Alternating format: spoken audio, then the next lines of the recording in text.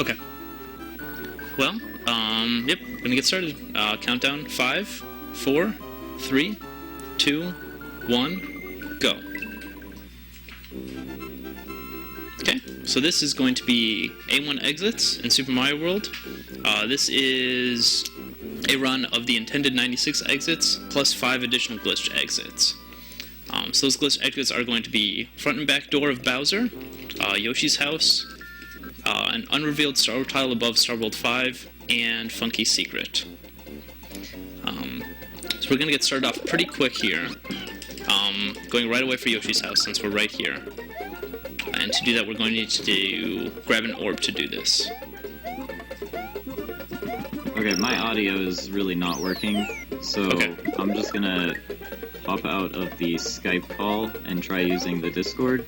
Discord should work now. Except that's not gonna work, is it? Is it too quiet for that? No, you'll be fine.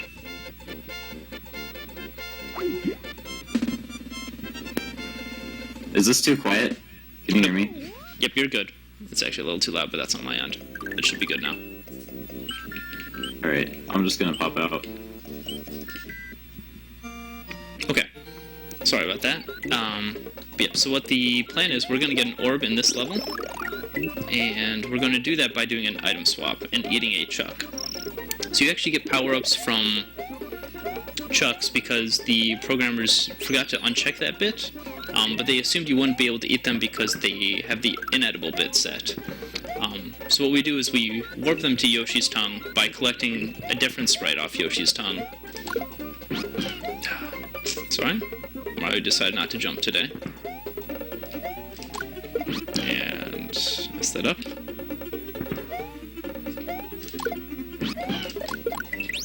Like that, I collected the Yoshi off and the coin off Yoshi's tongue, and that allowed me to collect the orb from the chuck that was just off to the right.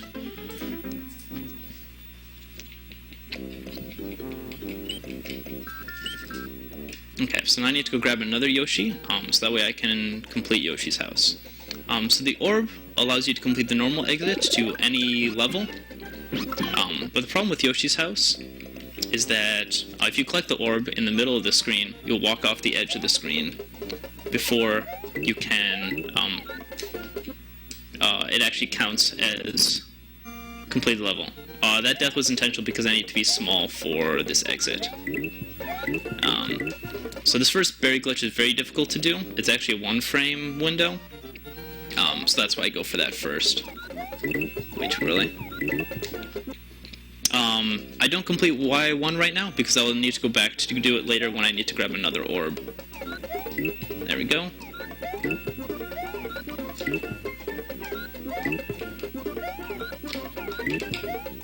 Sorry, I'd love to explain what I'm doing, but I need to focus right now. That's kind of rip. So what I'm trying to do here is I'm trying to give me something else to item swap with. But the problem is, there's nothing to item swap with in Yoshi's house. But there's an in-game mechanic where if Yoshi eats 10 berries, he will lay an egg with a mushroom in it. And now that mushroom can be used to item swap. The problem is there's only 7 berries in this level. So I need to double eat 3 of them. And then also to manage sprite sauce, I need to have 2 glitch berries when I'm done. And this is unfortunately taking a little longer than I would like it to.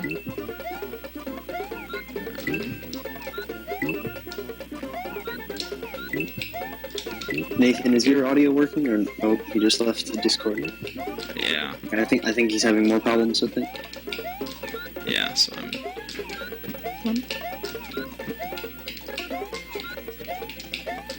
There we go. Okay. But yeah, for people who haven't seen this before, Yoshi's house is a very hard level to complete, which is why it's the first thing done in a run, because in RTAs, it's very reset heavy.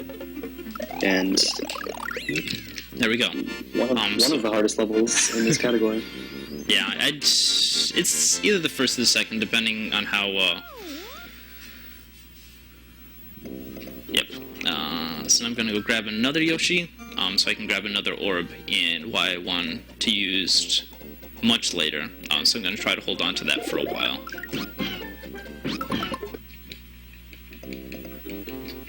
Yep. I'll be getting another one. Yeah, so I did this other fancy stuff to get the clouds to cooperate in sprite slots, because always there's a 1/3 chance of it failing. But there are... Actually, yesterday, Nathan found a way to manipulate them to make that consistent, which was really awesome for this marathon. So there we go. Got the orb again. And that's why I didn't complete it, because I need to grab another orb. This way I could keep the midway to save a lot of time on that movement there.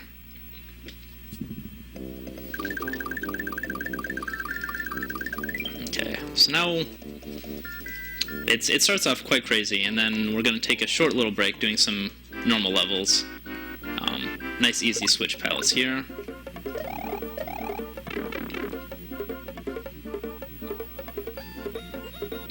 And we're going to go for it. We got it. We got the yump. Completely useless, but one interesting one-frame trick, where you can jump off the P-switch, and off the yellow switch. Okay. I'm now going to take an intentional death, because I'm going to want a cape later, and if I grab the cape in my current state, my Fireflower will override the orb. So this is the fastest place to die, so that's why I take the death there. Yes, I already have 2 intentional deaths.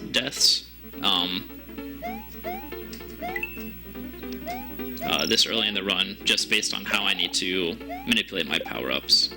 And I can't take damage because otherwise the game will automatically drop my item from the reserve box.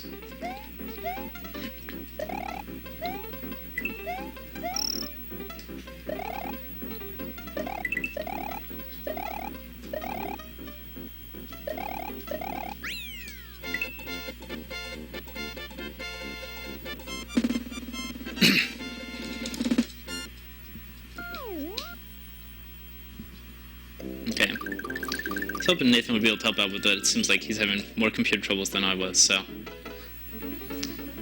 Okay, so we're just gonna be finishing up World 1 here. And then... Unfortunately missed the shell jump there, but not a huge time loss, and well, it's quite difficult to pull off.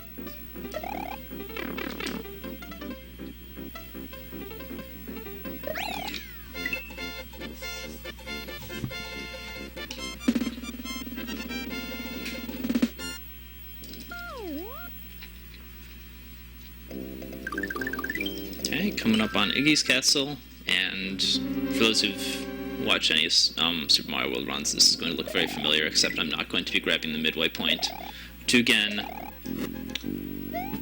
not overwrite my orb from my item box.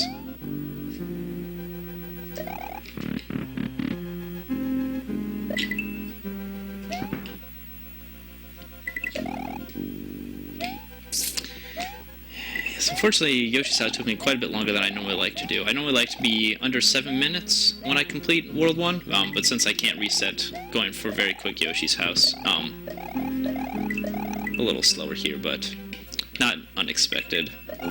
Yeah, I mean, 8 minutes is still very good for a marathon run. Yeah. Steven, there's going to be... I'm not going to be doing the new Funky Secret. I'm going to do the more understandable Funky Secret. And that is going to be held for the end, because it's no fun if I get all the fun levels done at the beginning. Yeah, we got... Is it one of the last levels? Like the very last level. Very because last luckily with Bowser? Yep, because you do get a save prompt from it, so... Very handy. Yep, so that's going to be the ultimate hype point in the run. Yep. Seathorn is also in the call, helping me out, commentated since Nathan is having issues, and since he also runs Super Mario World quite a bit, he'll be able to help me out on at least most of the levels, because there's a lot more intended levels than unintended. Yeah. So just... And also, I'm the organizer of the marathon, so I'm here all day. Woohoo! Yeah, a little slow start there, but I'm normally a little bad at that cape grab anyway. I should probably pull my route. Whatever. We're good for a little bit, but...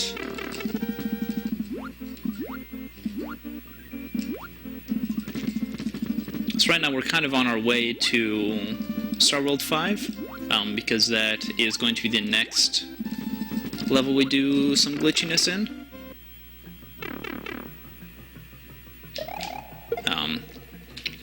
But need to set up some of the other overworld movement that we'll need later, so I'm actually going to be grabbing the normal exit right now, and then be kind of rushing through Star World.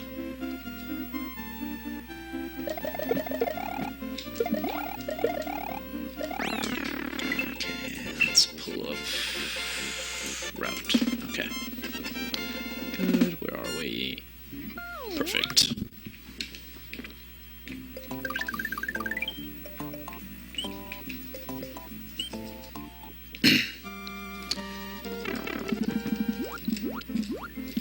So a lot of this is trying to do these levels quickly, but also trying to be a little safe about it, to be a little careful with the orb, because otherwise I'll lose a lot more time if I have to go back and grab another orb.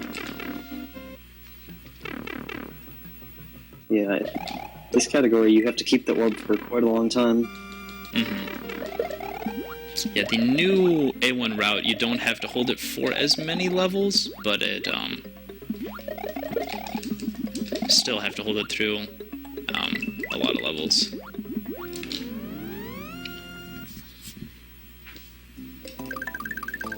Okay, and here is... No, I just mash. I hold the controller a little weird, so I mash quite differently than most people. Okay, I shouldn't have taken that close. Because Ghost House is where I've been having issues when I've been doing some practice runs. Taking damage on these boo rings. Looking okay so far, just gotta not mess up the fight.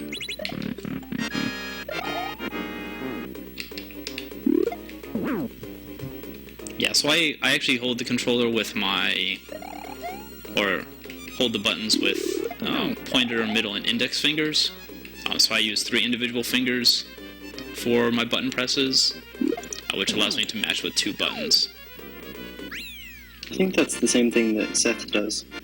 Yeah, he only uses 2 fingers, I use 3 though. But yeah, for like A and B, then I can use pointer and middle and just alternate between the 2, and I prefer that for some reason. I would never be able to... Like, do you have to have the controller on your lap or on the table or something? I can actually hold it freestanding, but yeah, I do tend to have it on my lap. I tried to change the follow button below the stream like 5 times, but it wouldn't let me change it. I'll try again. I shouldn't have gone for that zip, but we're okay. It wasn't accepting the command for some reason. Nice zip there. Lost the long one, which is quite unfortunate. Yeah, so we actually have to keep this orb through all of the Star World levels. So that's always fun.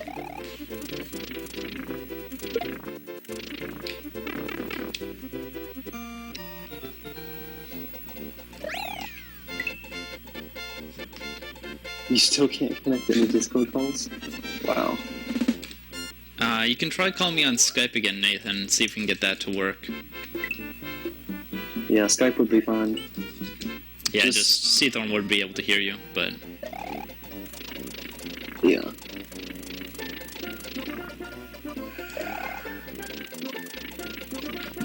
Whatever. We're just gonna be safe. And slow and Star World 1.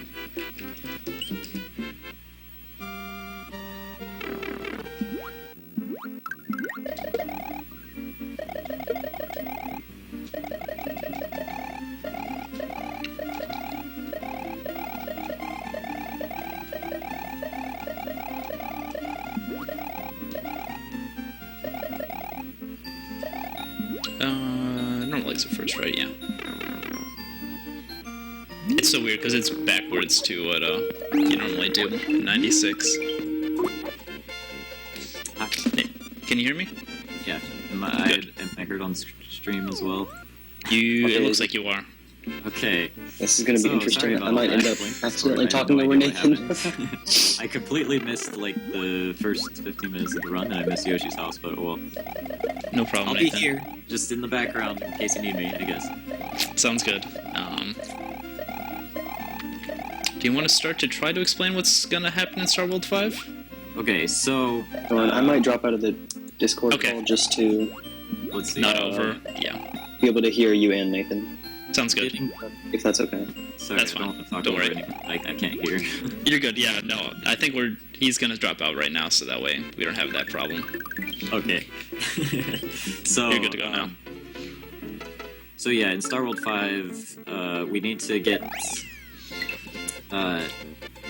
we need to make Mario walk up to where the Star Road tile would be without activating the Star Road tile, so that we can enter a test level. I say we, but it's really Panda doing it, I guess. And to make that happen, you have to manipulate the gold tape's like properties when it spawns. It sort of initializes its properties based on its Y position when it spawns. So by making it spawn at sort of a weird height, we can corrupt its like initialization, which changes a flag, which is usually used to determine whether the gold tape should activate the normal or secret exit. And when you corrupt the flag, it sort of does both, I guess, and it moves to the path for the secret exit, but activates the normal exit. So in other words, he moves up to where the Star Road tile would be, but it doesn't actually reveal the tile. So that leads to a test level that you can enter, and if you use Orb in the test level, then you can complete it, and it acts as an extra exit. So the way that the way that it gets set up to change the We're just gonna play that a little safe now. Careful. Almost got the new strat. It was a new strat come up with yesterday, so. Nice. Okay. Okay. Well, let's try that again. So getting to so in Star World 5, the way we change the gold tape spawn point is we actually do another item swap, but this time with Baby Yoshi instead of Adult Yoshi. So instead of getting something on Yoshi's tongue and swapping the coin out for a chuck, we're going to be getting a shell on Baby Yoshi, like in Baby Yoshi's mouth, and then spawning the gold tape so that the gold tape replaces the shell, and the Baby Yoshi eats the gold tape instead. And while he's eating the gold tape, we throw him above the level so that the gold tape spawns above the level, and that causes it to spawn with like a weird height, and that corrupts the value or whatever. So the technically above the level is actually the bottom like screen, like it starts, the top of the level is screen 0, and then it goes down from there. So when you're above the level, you're actually on screen 256 because it wraps around. And so it's like a really high value, and that's why it messes it up. So he's gonna move the Baby Yoshi to a certain spot here. He's not gonna quite load the gold tape yet. He's gonna go back down for a shell. The shell has to be in a certain memory slot, so that the gold tape will actually replace it. And because all the memory slots are filled, when he does this, the gold tape will replace the shell because it doesn't have anywhere else to spawn. And then he triggers the gold tape. So even though the gold tape is above the level, the trigger for it is still in bounds. So he can just touch the trigger while the Baby Yoshi swaps the gold tape above the level. Yep. And now he moves up to that tile. Yeah. And I'll waste a little bit of time. We get the weird no Yoshi intro, but I will show you the full level, just because it's more fun. Yeah. It is a test level. Yeah, and it's got a glitchy background too. Not all the test levels. There's other test levels in the game, some of which you can actually access, but not all of them have that glitchy background. Yeah, and that glitch does need to be done before either exit is completed. Yeah, which it is it needs to activate the event for the normal exit so that you actually like move on the overworld, but it needs to not activate the event for the secret exit because it will reveal the Star Road tile. so you can't have either exit completed yet. And yeah, you can actually do that in another level too, in a different category, but it's not as marathon safe to do that category yet. And that setup was found after the submissions for this marathon started, so it's very, very new. There we go. Done with Star World. Move through here. There's 3 more exits to get, correct? There are 3 more glitched exits, right? Correct. And you do them all pretty much, not quite at the end, but toward the end, right? Or they all are kind of at the end, aren't they? Yep. They're pretty much all at the end now. Okay. So, yeah. 2 of them you just use orb for again, but one of them is a little more interesting. Okay. Whatever. Just do it this way. It's not that big of a deal. Well, that's annoying. Well, that happened. Yeah, the hardest part of this category is actually the regular 96 exits. Yeah, so I really wanted to make this Yoshi blue. That's why I really wanted to get those wings. I don't normally actually go for wings in 96. But I do it there to be safer. Yeah, I guess we're going for tubular wings then as well, because otherwise I don't have a very good plan for tubular, except for flying through it. Tubular's hard. Yeah, Brams, I learned how to do those wings yesterday, so, because the new Yoshi strats came out yesterday.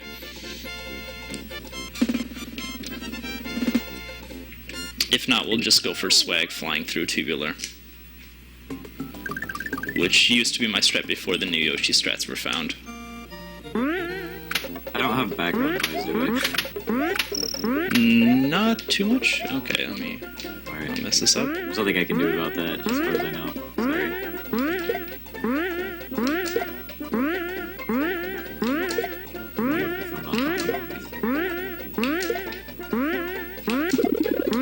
Rip. Okay.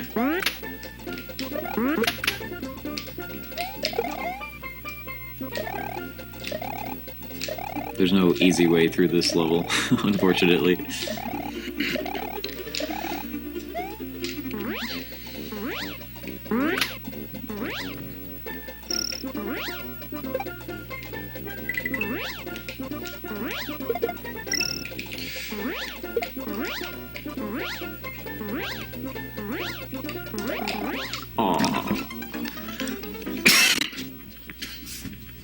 Alright, so actually the last exit is at the end of the special world, but we're gonna be coming back to it later, is that correct? Yes. Okay. So it'll be at the end of the run, I think, or very close to the end. Okay, well now we get to do this, which gets interesting very quickly. Okay, yeah. Category. Don't do it. Thank you.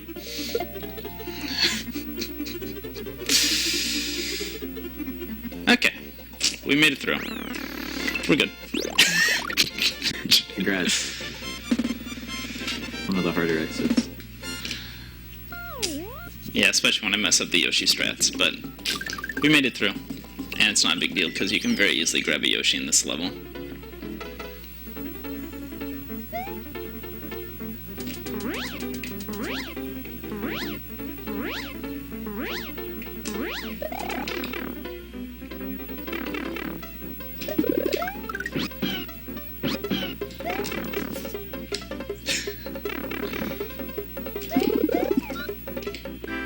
There we go. We already got our blue Yoshi back, so we're good to go for the rest of Special now, because Special is kind of broken with the blue Yoshi.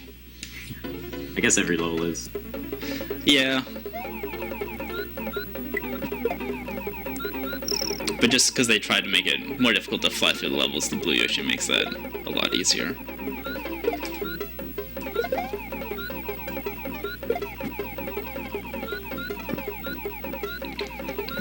it's very important when learning tubular that you learn where all the P-balloons are, so you always have a backup strat. Yeah.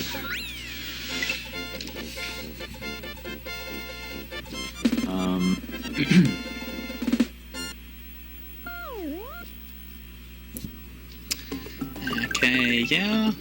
Sorry if I'm being a little quiet. I'm distracted for a minute here. Yeah. But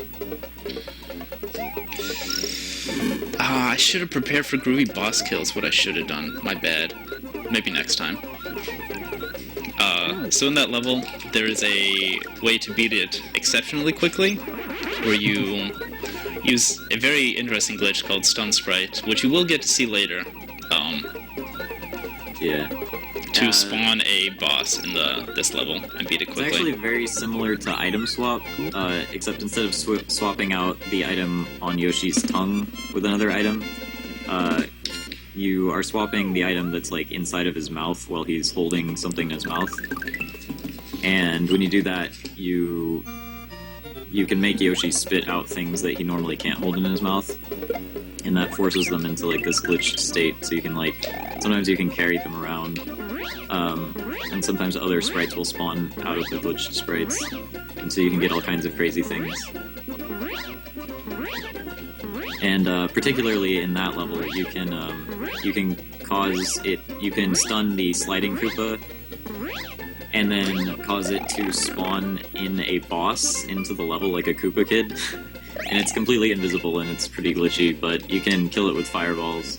Well, you can kill without fireballs. It's just much slower. Yeah.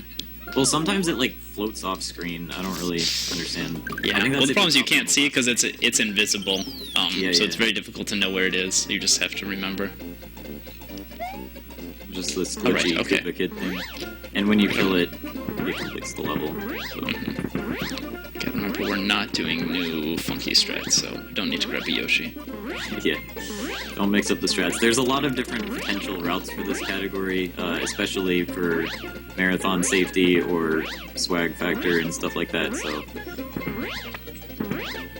there's a lot of stuff. There's just a lot of like route differences to keep in mind. Right. Yeah, right, Toad. You do need at least 2 fireballs to kill it. But yeah, it's faster to still do all 12 fireballs instead of hitting him is faster. Probably. It's something like that. I forget how many fireballs it is. So this is just the first trip through the level, and it's not much different than any other Special World level.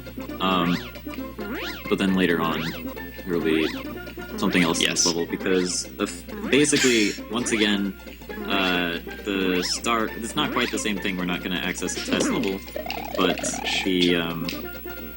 we can get Nice, he didn't whistle yet. We're good. an exit, which is tied to the star road tile. Mm-hmm. Basically, it's what would be the secret exit for Funky if Funky had a secret exit. Yep. So what we're trying to... The point of this category is to maximize the number of events triggered, or what is displayed on the file select menu. It has been increased to 8.2 without doing any super long, boring wrong warps.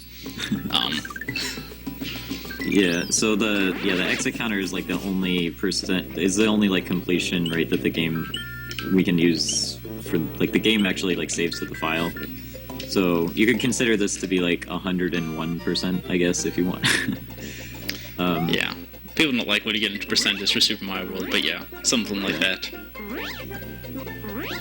If you consider 96 to be the 100% category, then this is like 101%.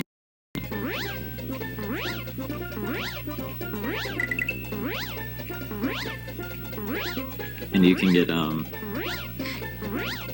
get up to, I forget what we're up to, like A6 exits or something. A3 confirmed, but yeah, A6 I think we've figured out how to do. Yeah. And not all of them have been confirmed to be like RTA viable. At, like, even just to do, much less do in a run.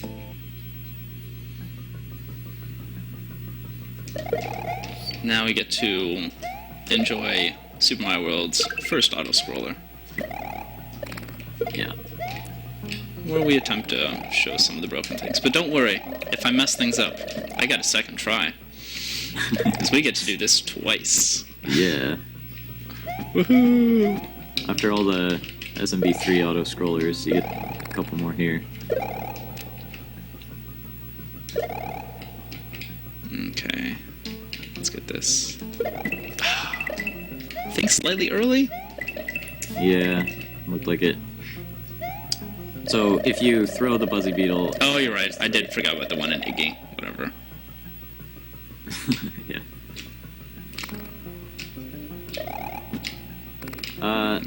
If this is 101%, then 96 run is 96%. I don't think it works like that. I think proportionally it'd still be like, okay, 101 divided by 96. Here we go. 101... Math on stream.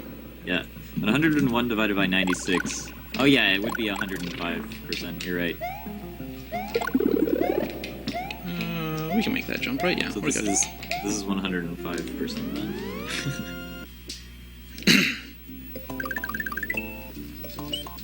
I'll try switch, don't worry. Always gotta go for the down dupe. You can get a downward dupe in the auto scroll room. That's like the only room in the game you can do it because it depends on the moving platform that like moves downward. Yeah, I guess it like knocks the shell downward while it's hitting the block, and it causes the block to duplicate downward. So I unfortunately did not get the frame perfect jump there, but not a big deal.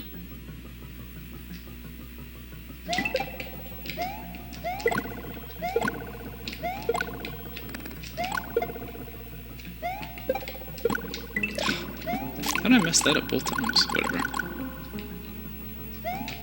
Okay. Realized I was Almost watching got the wrecked on that stream slope. instead of this guy. I was doing that only for like a couple minutes, but it took me a while to realize. Let's see if I can hit the position. Where is it? Not enough time. Okay, let's reset that. Nah, I was too rushed because I had to grab cape. My bad. Sorry, Switch. I failed you. I mean, I could die and try again if you really want me to. But probably shouldn't. Okay, let's just not take damage during this. That'd be the ideal strat. There we go. Yeah, so my goal there is to, 1, get into the pipe quicker, and 2, maintain the takeoff timer so I can fly into the next room. Yeah. Flying is faster than running at full speed. At least when Mario has his cape like out like a parachute or whatever. I don't know what to call that. Yeah, I don't have a great word for that either. But yeah, and you can also get your speed immediately, so that is also very helpful. You get immediate full speed, and it's faster than sprinting speed normally. Yep. Now we're going to get the one and only exit you cannot get without a cape, or without ridiculous amounts of power-up incrementation, but we're not going to go there.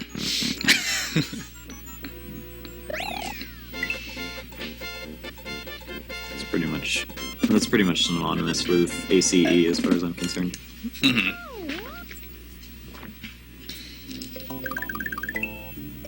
Yes, A1 is what the file select menu shows because there's no third digit for the exit counter. In the English version of the game, it just stops at 96 because they put a little star icon when you get 96. So they just have a check that says if you have 96 or more exits, show the little star icon with a 96. Yep. So that's one of the reasons it's run. Yeah, in the Japanese version, it's uncapped, and the second digit just keeps going past 9 in the game's like tile map. So the next like tile is an A and then a B and stuff. But we can't go all the way to B. We can only get to A1 or A0 and A1.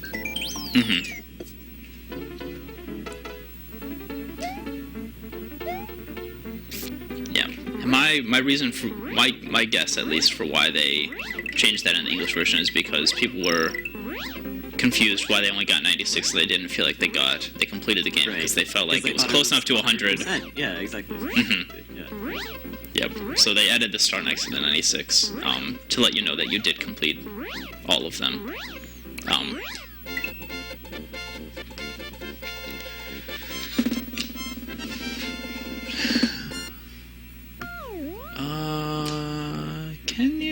let's see, which one can you do?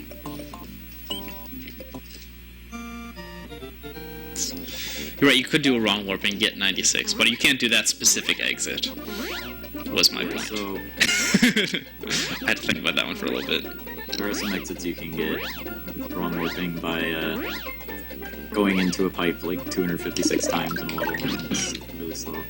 Yeah, it takes about an hour to do, so it is quite boring, and that is why those exits are not included in this run. Yeah. It would be 50% of the, or I guess then it would be a third of the run. Yeah, and they're not free either. Like you have to do some extra stuff after doing all the crazy, or after going through the pipe like 200 Yeah. Yeah, the pipes themselves only take about 40 minutes, but it's all the duping and all the extra stuff afterwards that take about 15 minutes. And since you have to do it in one level, you have to do an infinite time glitch. So you actually have enough time to do all that stuff.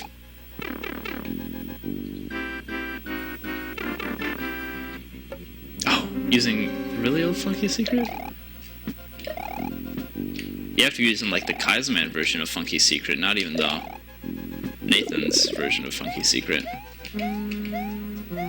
Right? Because yours, you have to fly up and hit the 1-up box. To stun it, right? That's a good point. I didn't think about that. In theory, you can do it without. Yeah, you probably have to use the Kaiserman method, or some setup that doesn't involve flying. Although no, couldn't you just do the double hit like the new setup? Probably. Like the only reason we flew up was because I didn't think of double hitting. I think I don't know. I'm not sure. Yeah, I don't know if we could fix the previous method to no cape. Anyway. Yeah. Completely irrelevant and just other random things. Yeah, using the yeah, that's why I thought you meant switch. There's so many crazy like glitch setups possibilities in this game, and like this is one of the only categories that actually like shows a lot of them off, I guess. Like you see some crazy stuff with zero exit and arbitrary code execution and all that stuff, but this one like doesn't have any arbitrary code execution, and it still requires all these crazy setups and interesting stuff. Okay, thank you for not hitting me.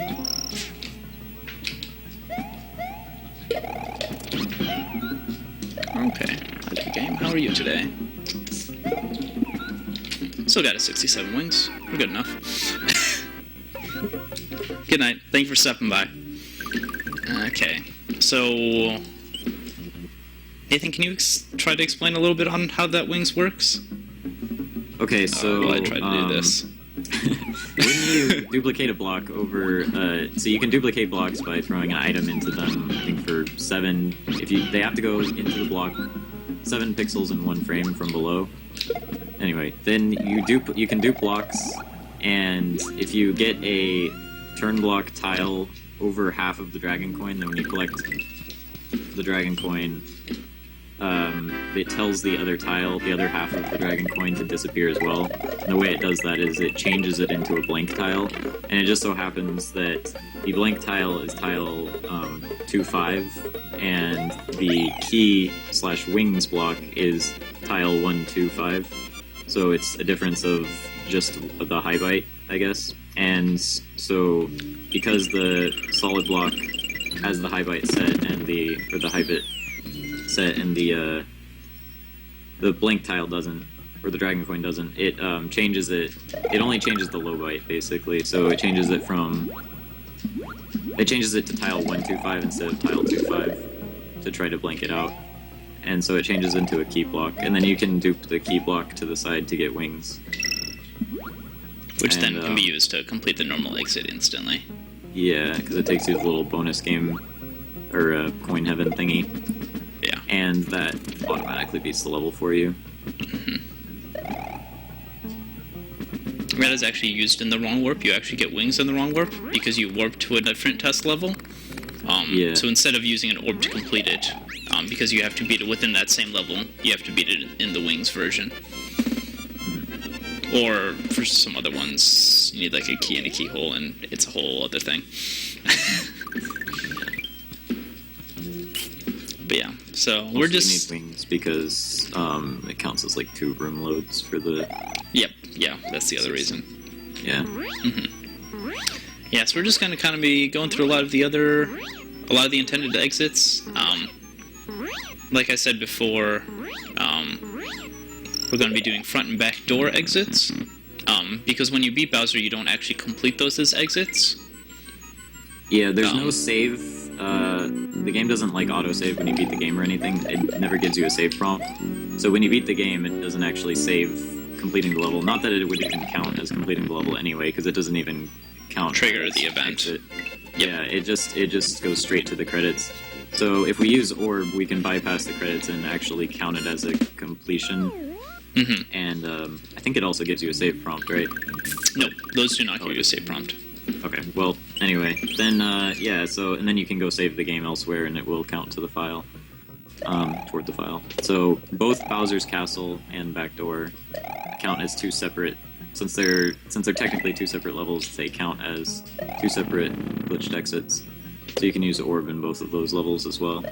Yeah, because most levels will have an event associated with them. So I'll try to explain what an event is. So like when you beat a level, you see the path be revealed, or like a castle being crushed. So that's what an event looks like when it's being triggered. It doesn't actually have to change anything on the overworld, but those are what most of the events are. And so pretty much triggering an event is what actually gives you the exit on your file.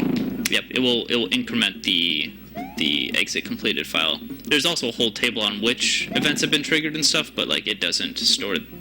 I think it does store that, but the file only cares about the incremented counter.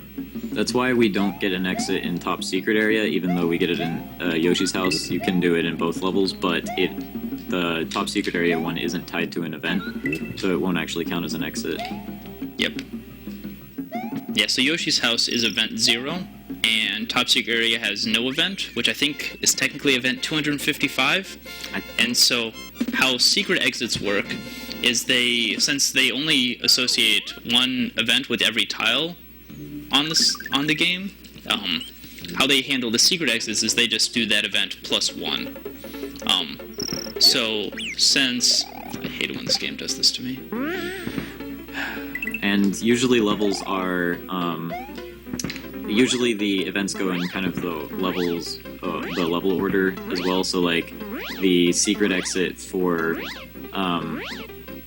what would be the secret exit for Yoshi's Island 2 is also the normal exit for Yoshi's Island 3, and what would be the secret exit for Yoshi's Island 3 is also the normal exit for Yoshi's Island 4, and it generally follows that pattern, but there's some weird cases where it doesn't follow in order. Yeah. And yeah, so, but sometimes you have a case where there's an event whose secret exit is actually tied to a level you normally can't beat. And that is actually the case with Funky, because the Star Warp tile at the end of the Special World after completing Funky has an event tied to it, even though you can't normally enter the Star World tile as though it were a level. And so by getting a secret exit in Funky, it basically activates that event, and it counts as an exit. So we need a way to get a secret exit in Funky, but Funky doesn't normally have a secret exit, it only has a regular gold tape. And typically the way you would activate a secret exit is with a key in the keyhole. There are some exceptions, but usually those are those actually are what trigger secret exits. So if we want to get a secret exit in Funky, we're basically going to need a key and a keyhole, which it doesn't normally have. And we showed before you can get a key by duplicating a block over a dragon coin to get tile 125 or whatever, and then that spawns a key. But we can get into more Funky later. Yeah. All that. There's another way to get a key, and there's another way to get a keyhole as well. And it's pretty interesting, actually. It's interesting that 2 sprites that are not normally in the level can actually be obtained with glitches.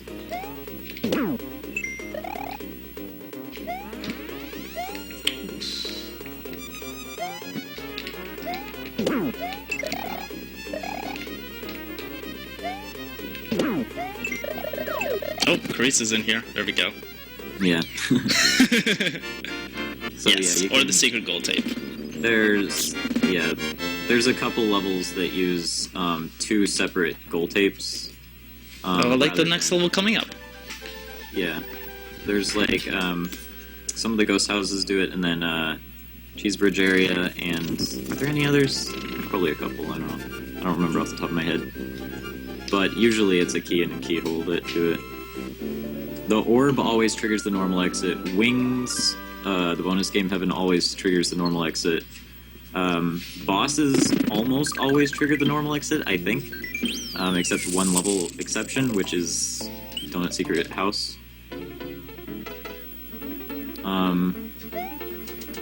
Yeah, I'm not positive on which exit is which on that level. Yeah. I know which one I call the secret exit, but I don't know if that's accurate.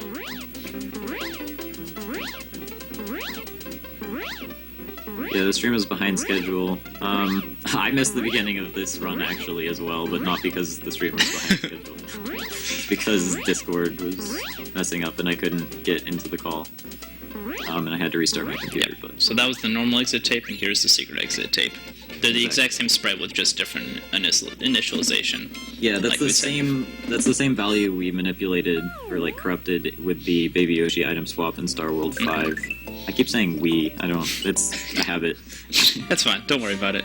I'm here with you. Don't worry. Yep.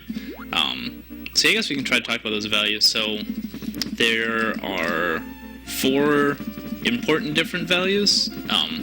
There's value 0 for the gold tape value, which gives the normal exit. There's value 1, which gives you the secret exit. Value 2, which we'll get to in a little bit. And value 3 through, I think, 255, which does the weird glitched value that we are using. Actually, I don't know if it goes all the way to 255. Anyway, Probably. 3 or above does the effect of revealing the normal exit path and walking you up the secret exit path. Yeah. Which, by the way, the normal exit path becomes unusable when that glitch is done. Yeah. But value 2 uses some other unused code that was left in the game. And that has actually been recently exploited to do a faster no Star World one, where it warps your map location to the submap, but it maintains your coordinates on the map. So if you're on the main map, you can warp yourself to the submaps.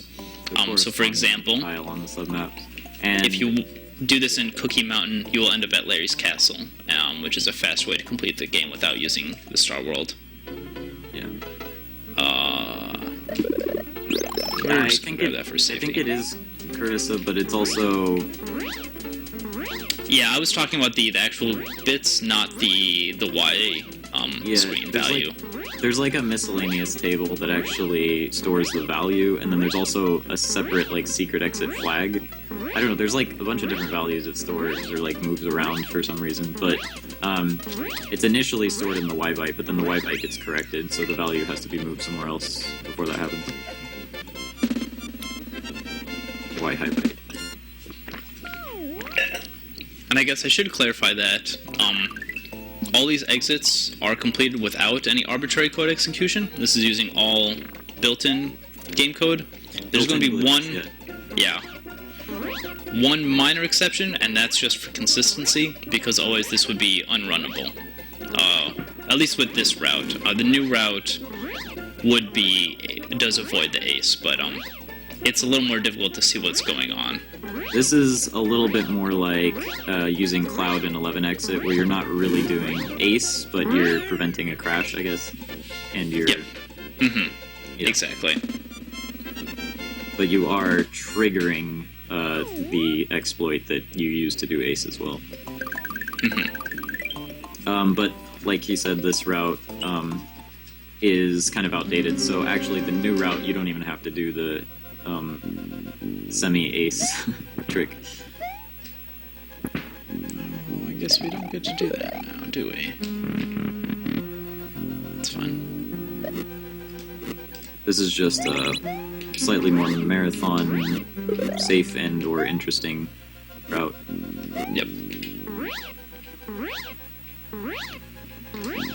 So you can use that goal tape glitch, the initialization corruption, whatever you want to call it. You can use that goal tape glitch to get a secret exit that isn't normally there. And in theory, you could do that in Funky, and in fact, the new route does that. But you can also do a key and keyhole exit to get the secret exit in Funky. And this route, because the key and keyhole one is a little more interesting. It just looks cooler, and that's why we're doing it.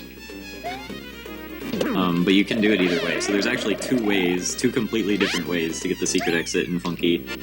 And one of them doesn't even involve bringing in any outside items.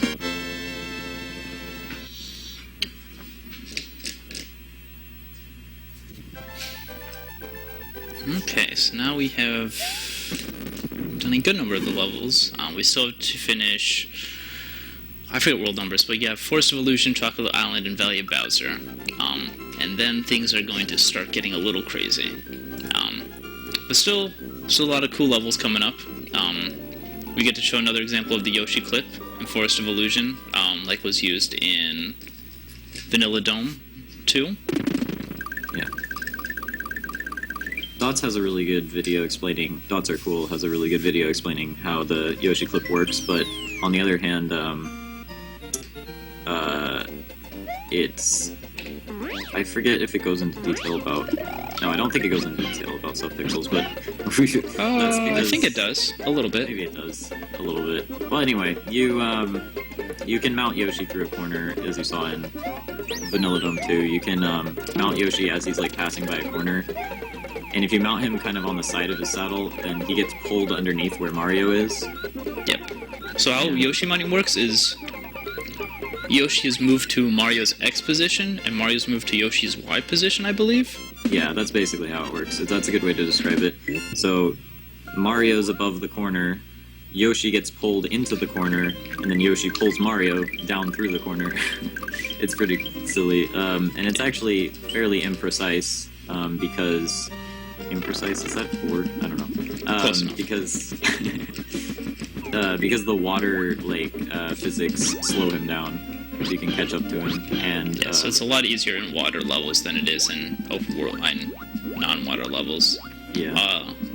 And to answer your question, Krisa, yes, you do need to end up with a Yoshi, but what you do is you beat Funky normally, and you grab a Yoshi while beating it, and then you use that Yoshi to beat the secret exit with the gold tape method.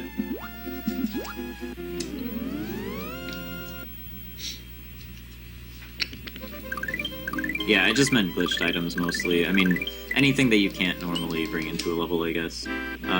You probably could do it without Yoshi if you wanted to, like, dupe the Yoshi block first or something. Yeah, you could, but You're good. I don't know why I Let's did not that. do that. Yeah, because it's way up in the air, and you have to... Because that wasn't quite part of your original... It sort strat. of was. Yeah, you had to dupe it up, not to yeah. the side, though. Which to the side is much worse. Yep. So A1 exit is actually 101 exits. We call it A1 exit because when you get 101 exits, it shows on the file select menu A1 because they never programmed a third digit, so the second digit just keeps going past 9 on the game's tile map all the way to A. And the way we get 101 exits, the game normally only has 96 exits, so 5 of the exits are glitched exits that we achieve via various methods, and none of them require any arbitrary code execution. It's a pretty famous glitch in this game at this point, but even without it, you can do, you can get more than 5 glitched exits, but only 5 in this run. Yep. Yeah, so the goal of this run, as I was working on it, with help of Switch Pals Cornea and Nathan and Mr. Cheese and mostly SMW, the goal is to complete as many exits as possible. Oh, nice! Congrats, Aaron. Congrats to Aaron. I would like to know, thank you. I'm really sad I missed it. I've been watching a bunch, and fortunately I did get to miss that. So guys, go run over there real quick, and say congrats to Aaron, and then come right back. Yeah. Don't forget to come back. Yeah. But yeah. But yeah, so the idea was to see how many exits you could pull off in real time. And that's where my inspiration came from that. And it has been continually evolving. A2 is the maximum without doing any wrong warps. At least with all current known glitches, which I don't think will change. We'll see though. Maybe I'll be wrong. Don't do wrong warps is they require like 40 minutes worth of setup for each one, and then there's a chance of failure, and it's really slow and boring. It wouldn't be interesting for a marathon at all. It wouldn't be interesting even really for a speedrun. Yeah. It's just sort of, it's possible, but the only known way to do it would require a bunch of tedious you'd just literally be doing the same thing for 40 minutes. Yep. A lot like PI, actually, now that I think about it. Yeah. Except slightly less chance of crashing. Yeah. But, I mean, if you fail 200 exits in, then I guess that's true with PI as well. But... Yeah. Yeah. Yeah, or power pin grade, yes, because there are additional exits you could get with, or at least theorized to be able to do with power pin incrementation. Just hasn't been figured out, the exact routing, because no one wants to do that.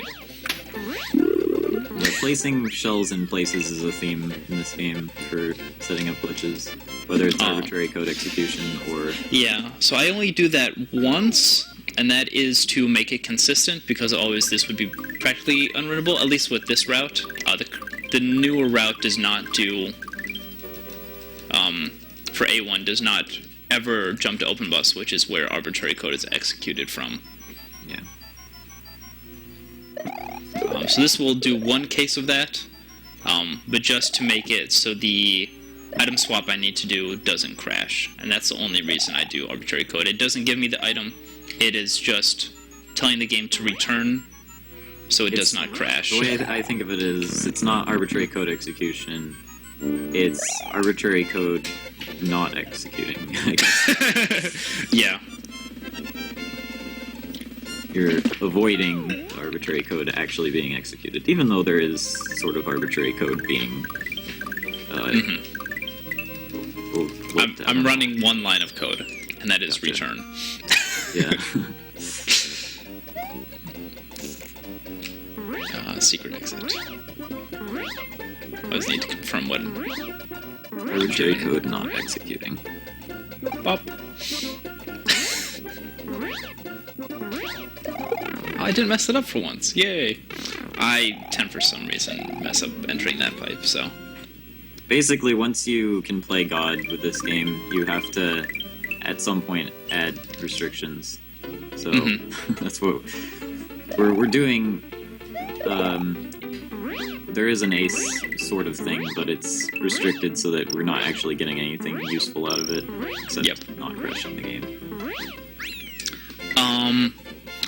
Yeah, so with old route, world record attempts would have included that, but I never got to that point where I needed to save that much time.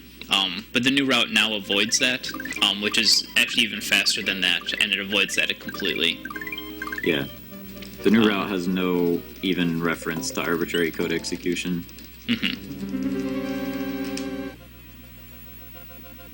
This route does not use the new route, or this run does not use... He won't be using the new route for this run because it's more interesting this way, and it's safer. Slightly less risky, yeah. Yeah, it's safer as well. Well, I'll get into the explanation of the setup. Yeah. With the question mark, because I wasn't sure how safe Dino Swap really is. Yeah, it's surprisingly safe.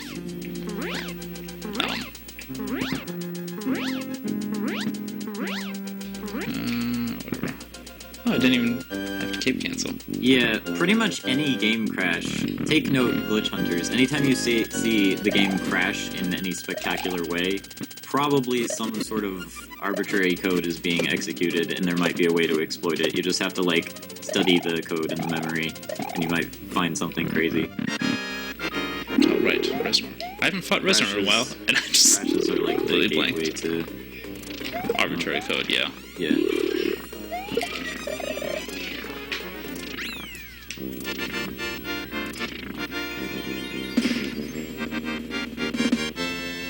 especially if it crashes in different ways every time it crashes, like different things happen, then that's a sign that it's volatile enough that you can exploit it.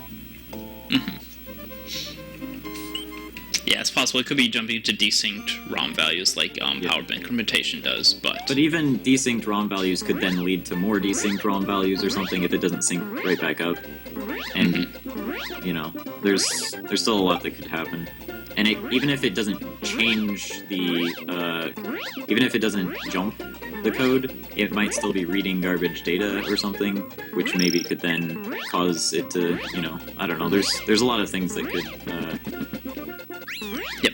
So A1 exit is we're gonna keep doing this all day. A1 exits is A1 exits is a run with the intended 96 exits plus 5 additional glitched exits. It was originally to try to complete as many exits in real time as possible, and ends up being 101 exits. But A1 is just how the game displays that, because it only has 2 digits to work with, not 3. And it just increments in the tiles and goes to A instead of to 10 because it doesn't have room for that. Shoutouts to Carissa for helping with commentary in the chat since we have delay. Yep.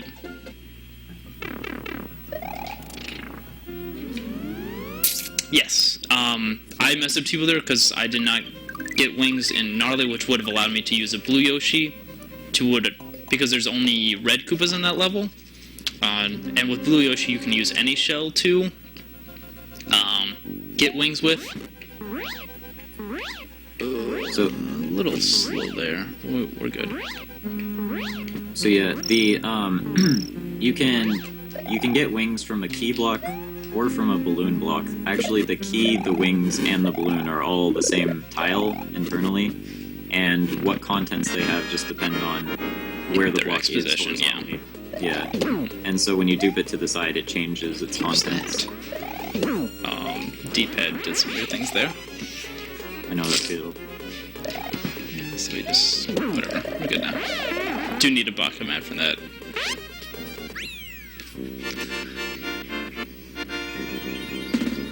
Yeah, tile 125. That's the same one that the dragon coin changes other tiles into, because it tries to change it to tile 25, the blink tile. But if the block has the has the high byte set or whatever, then it changes it to tile 125, which is the key / wing / balloon block.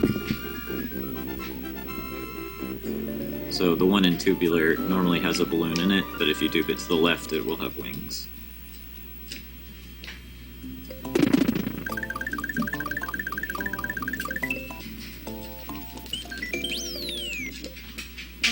Yep, Chris and Austin. Okay, so I'm going to attempt to go for another pipe fly, and this will hopefully work out. This one saves a lot of time. No, it saves very little time. Well, because of the transition. It gives you a lot of speed, because the pipe cannon shoots you out at like the maximum possible speed that you can get normally, which is what, it's 4 pixels? No, 4 pixels per frame, I think. Yeah. So your maximum flight speed with normal cape is 51 subpixels per frame. But that pipe. Pixels. Yep. But yeah, that pipe shoots you out at 64, which is 4 pixels per frame. And so as long as you don't press forward or back, well, yeah, you can press backwards. As long as you don't press forward when you come out of the pipe cannon, you maintain your speed until you touch the ground. So if you keep your flight going as you come out of the pipe cannon, then you can just keep that high speed the whole way. Yes, subpixel is 1/16th of a pixel. Yep. The way we use the term subpixel is 1/16th of a pixel. It's a 1/16th along each axis, so really it's 1/256th of a pixel, if you want to think of it that way. Mm-hmm. And there are in-between values for subpixels, which we sometimes refer to as subpixels, but they are rarely ever used in the game, and they don't really matter, so we don't give them a proper name. but usually subpixels are in multiples of 16, I guess. Yeah, so running speeds, when you have P speed, is between 46, 47, no, 47, 48, and 49. Yeah. Your Non P is speed are not like constant. 38-ish. It's I 30, forget. 36, 35, 36, 37. It's That's what not, it is, yeah. Your speed is not constant when you're running forward, as long as you're holding forward. Yep. It kind of oscillates up and down very subtly, only by a matter of subpixels, so you don't really notice. No webcam and no annoying way.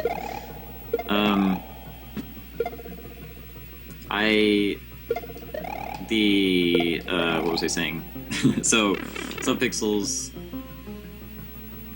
are very subtle, but they do make a difference. And so yeah, when you're running at full speed, you get about like 2.5 pixels per frame. Not quite 2.5, I guess. And when you're sprinting at full speed, you get about 3 pixels per frame. Yeah, I saw that coming. When you're flying, you get slightly more. It's just a couple extra subpixels. Yeah. So flight speed has a wider range of values, because it does the 47, 48, and 49, but it also adds 50 and 51. Yeah. And the nice thing about flying is that you actually move at constant speed while flying. It doesn't oscillate up and down, but the value that you get for your speed is random from that 1 in 5 chance. Whereas not quite 1 in 5, but yeah, we'll simplify it to 1 in 5. Yeah, it's effectively, yeah. You could manipulate it too. It's effectively random to jump 6 tiles high without a cape. You need to be sprinting at maximum speed. Yes, it's a 3 in 5 chance to make a 6 tile high jump without a cape. And on top of that, if the 6 tile high jump is a solid ledge, meaning that like it's solid from the sides, rather than one of these types of ledges that he's running on right now that are not solid from below. If it's not solid from below, it's a 3 in 5 chance. If it's solid on the sides, then it's slightly less than a 3 in 5 chance, because it also depends on your angle and your subpixel, because you need to sort of dip into the wall a little bit, just enough that the collision of you being inside the block boosts you upward the extra distance, because you normally can't actually make a 6 tile high jump.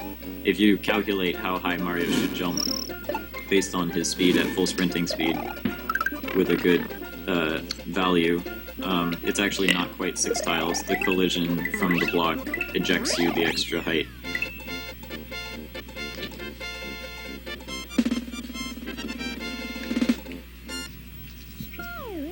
Yeah, I was a little slow there. I'm sorry, Carissa. I was messing around with flying. Yeah.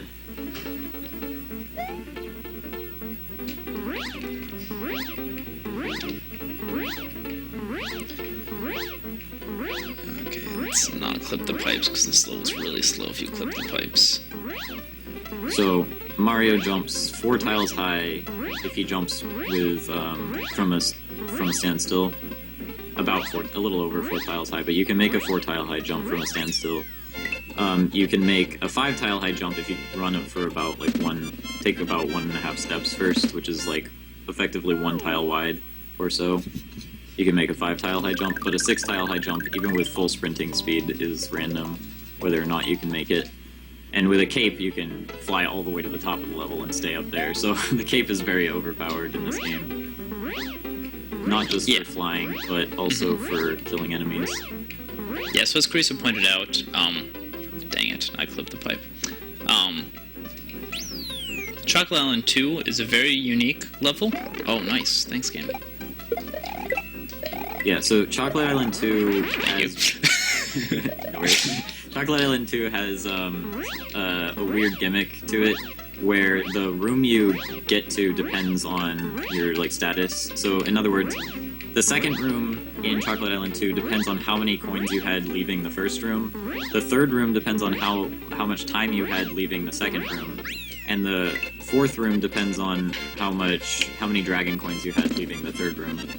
Yep. The secret exit is in one of the room 3s. It's in one of the third rooms. So it depends on your time limit leaving the second room. Yep, and it's the fastest of the 3. Yeah, if your time limit is 250 seconds or higher when you enter the pipe, then it will load the secret exit for the secret exit version of room 3. The other ones, I forget the actual cutoffs, but basically there's different thresholds that you can get different rooms. But the one you need for the secret exit is 250 or higher, which basically just means you have to go really fast. I think it's 34 for the lowest, for the slowest time one. I'm not positive though. Maybe. I don't remember. I had to know it for randomizer once, so that's the only reason I know. What did I just do there? Whatever. Yeah. So I apparently jumped there. Don't worry about it. Mm-hmm. Is it 229? I don't remember. 234, okay. Nailed it. Okay. Only people running randomizer actually care about that value. What's interesting is you can actually use the 256 exit glitch to wrong warp to level 2-4. But you're not. The game doesn't think you're in level 2-4, so it doesn't run the special code for that gimmick. And so the rooms are actually fixed. If you wrong warp to that version, then the rooms are actually constant rather than changing.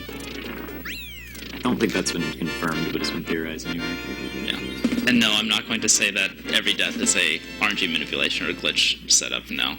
Only at the very beginning were those intentional. Yeah. I don't think there's any more intentional deaths, unless I say there's going to be, to manipulate power-ups. Even still, I don't think there should be. This is Chocolate Island 4. I like this level. You can actually beat this whole level without pressing left or right. Because of all the slopes, and because your speed doesn't change while you're in the air if you don't press a direction. So you can do slope jumps throughout the whole level to make it all the way through. It's pretty fun. Mm-hmm. Yeah, I do occasionally pause when because I'm trying to start select out of the level, but I can't when I haven't beaten it yet, so. It's a habit. A very bad one.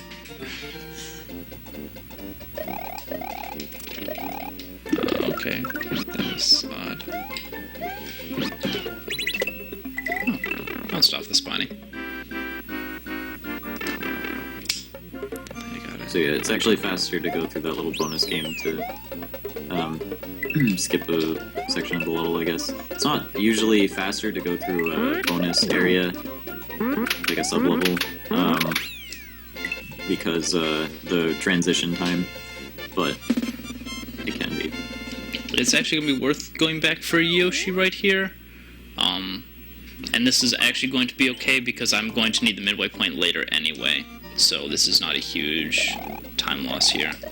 Try to start select out of levels in other games, yeah.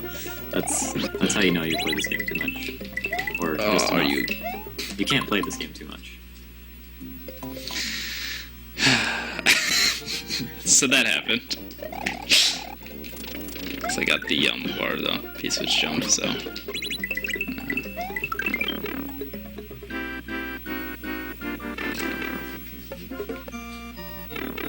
Yeah, I guess you can start selecting some other Okay. games. It's not really good. We got that midway point, which we will take advantage of later.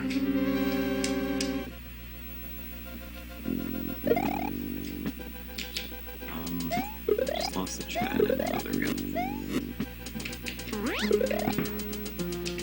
Yeah, so in the GBA remake of this game, most of the glitches don't work, but there are some glitches unique to that game. The one that sticks out in my mind is the thing where you can go to you can screw up Mario's walking on the overworld and go pretty much anywhere, or I don't know how it works exactly, but you can do all kinds of weird overworld out of bounds stuff. You can actually get some glitches. I think you can still wall jump in the GBA version, or there's some clips that still work. But it's Yeah, you can. You can still do Yoshi clips. Just you have to get clean clip. Gotcha.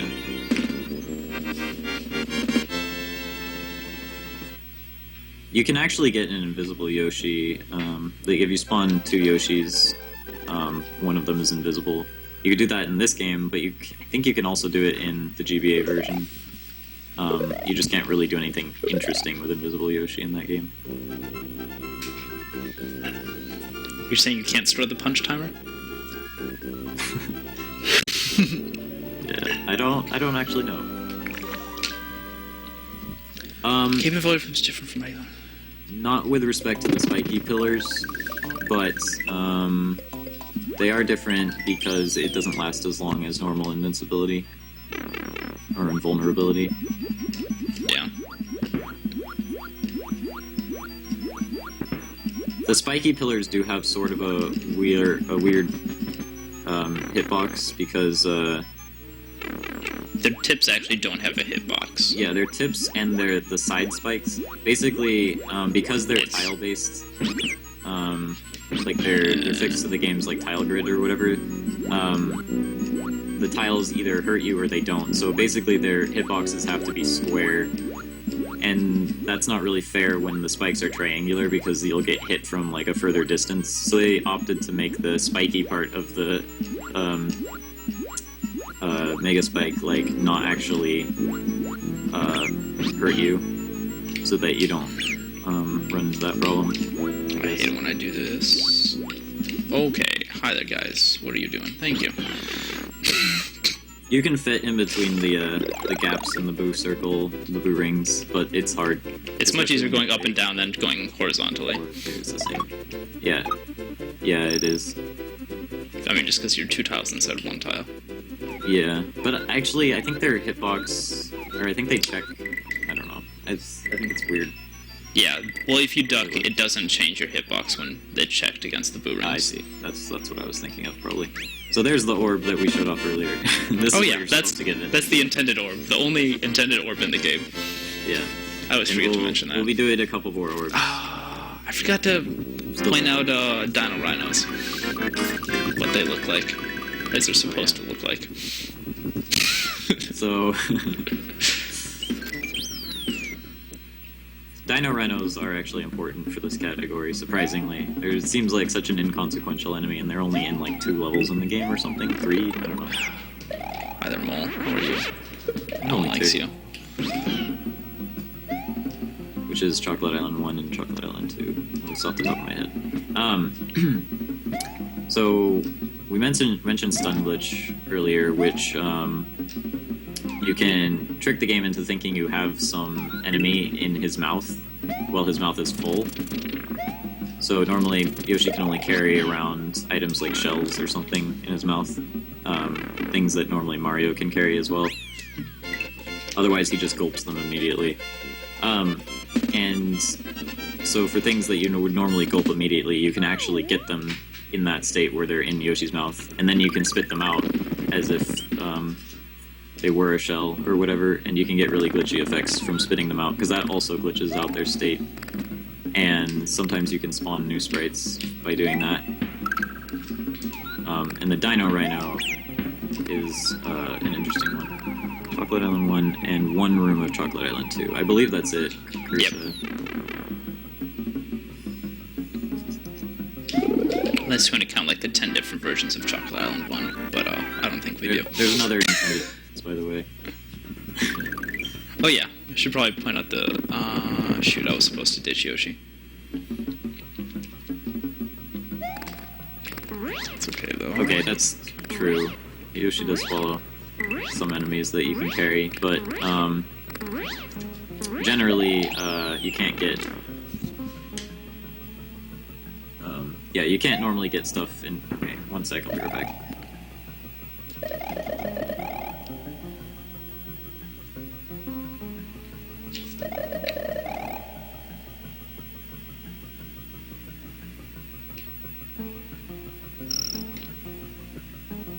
Sorry, I just wanted to focus there for a little bit.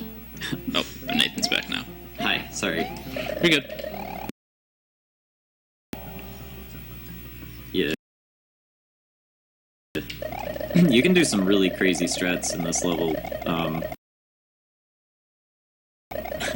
If you are ready to kill your run, yeah. Yeah, I'm opting not to go for a 2-frame trick on this level.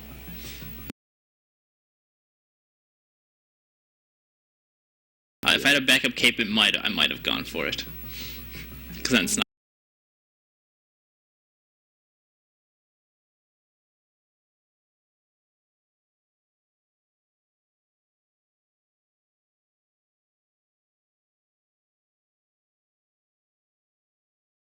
as big of a time loss.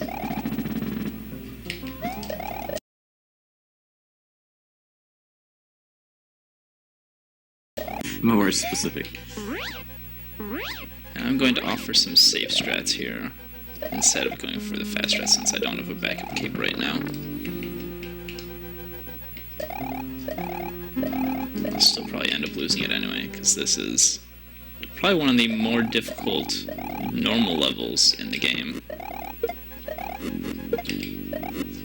They really don't want you to take the backdoor shortcut. Yeah. Is what I think they're trying to get at. I always do that.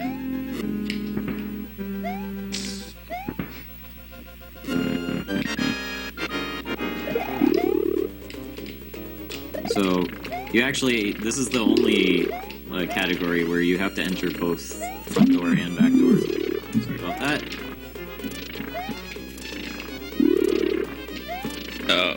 Nice hitbox. Thanks, game. So those fireballs have some very interesting hitboxes. I have no idea where it is. Sometimes you get hit, sometimes you don't. The game was nice to me this time. I'm gonna grab a cape real quick. I'm not actually gonna try to do it real quick. We'll see how quick it actually ends up being. It's not a super safe level. No, that's fine.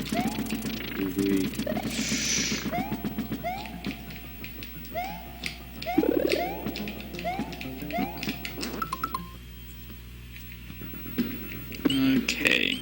Just normal exit, correct? Nope. I actually do secret exit right now. Right, because this is a different route. Yeah.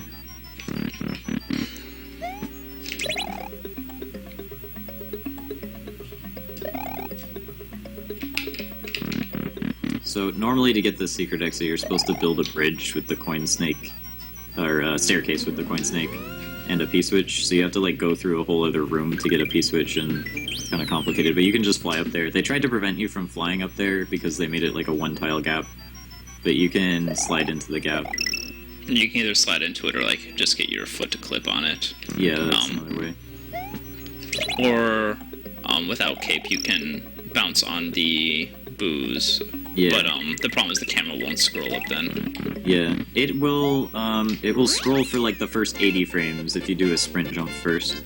Right. And yep. I think it stops scrolling after that. Correctly. And that should be enough to get it on camera if you line it up right. But okay, we don't get to do this with Yoshi, but that's okay. We can do my safe flying strat through this level. this category is, well, this category and A2 are all about the safe strats. I forget my strat there. Gotta do that. There we go. Springs have some really weird hitboxes and mechanics when you interact with them. They're quite annoying to deal with. They kill your speed whenever you touch them when they're when you're not carrying them already. So in other words, the moment you grab them or the moment you kick them, they're going to be right up next to you, and they basically completely kill your momentum. And it's really annoying. So you tend to accidentally re-grab a springboard right after you kick it, because you kick it and then it stops you before you can move away, and then you end up grabbing it again. Yeah, the only way you can prevent that is if you throw it up while entering a pipe. It's the only time you can get rid of one without losing your speed. Yeah. Springboards are kind of unique items. Unlike Mario Maker, they can't open blocks for you. I guess they made it because otherwise you could just throw a springboard up at a block instead of bouncing on the springboard to hit the block. So I guess that's why they disabled it. But then for some reason, you can in Mario Maker. I don't know. Yeah. Also, luckily, sprites don't interact with each other, so you can't get spring stacks. Yeah. I forgot which exit I was doing, so that's why I kind of slowed down there. Most sprites don't have many interesting interactions like they do in Mario Maker. Actually, I still did the wrong exit. My route is wrong. Oh well. Oh well. It's kind of a new route. Well, it's not a new route. It's a marathon route, I guess. So it's kind of different. Slightly than less what it used run. to. Yeah.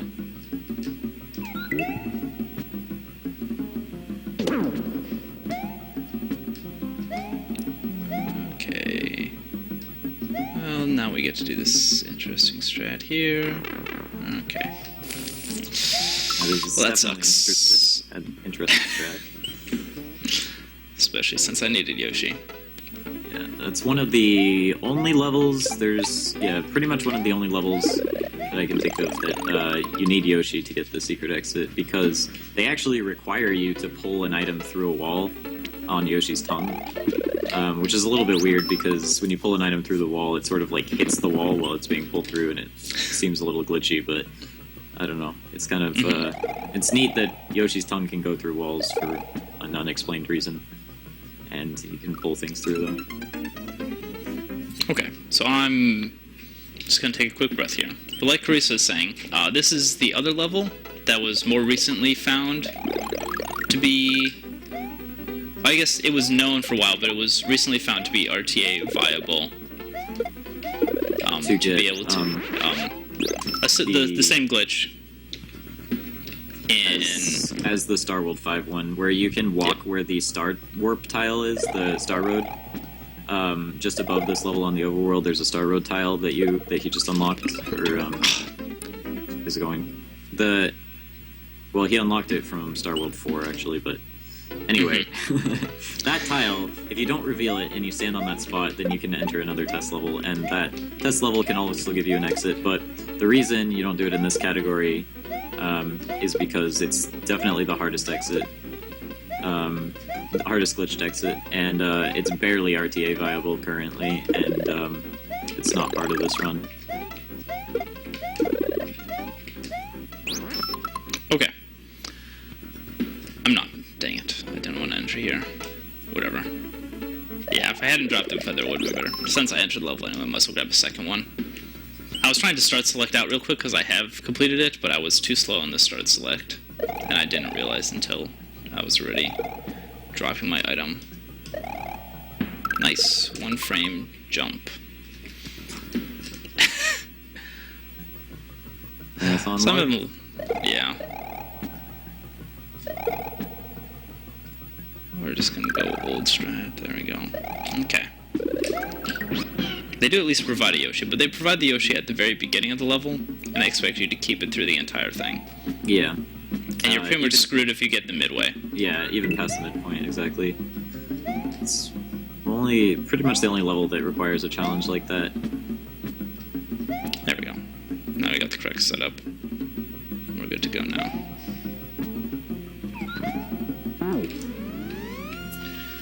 And yeah, Yoshi is hard to keep through, not just this level, but in general, because his hitbox is very large, and he likes to get hit by every enemy. And it also turns around a lot slower, so it's kind of hard to stop yourself on Yoshi, I guess, and just turn around quickly. Yeah, he... I think I was going to say something else, but I forgot, so whatever. That's fine, don't worry. Something about Yoshi.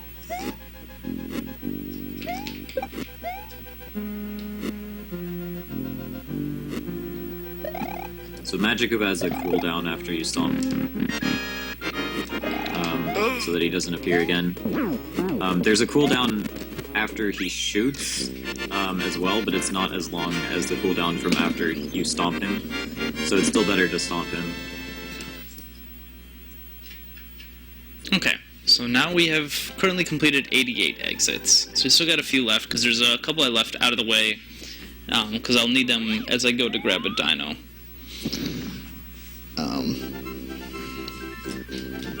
But right now we're actually going to take advantage of the midpoint I got earlier, and grab a couple orbs to finish up front and back door right now. Yeah. So, again, since front and back door normally trigger the credits and they don't give you an exit, or at least, yeah, well, they don't give you an exit, and even if they did, it wouldn't save to the file, because it just takes you straight to the credits. So he needs to... I need a fire flower right now. Okay. And there's not one close to the midway. Where's a close fire flower?